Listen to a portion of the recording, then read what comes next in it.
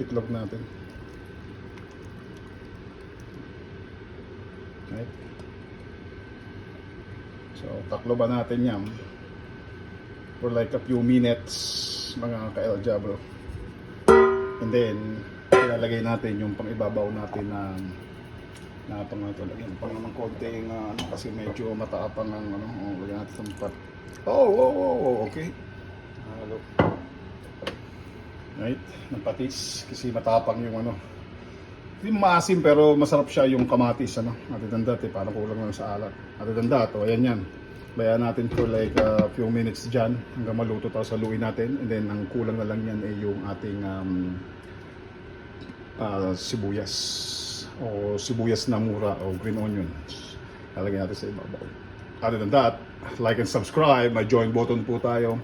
At super thanks mga ka-El Diablo at mag-comment po tayo.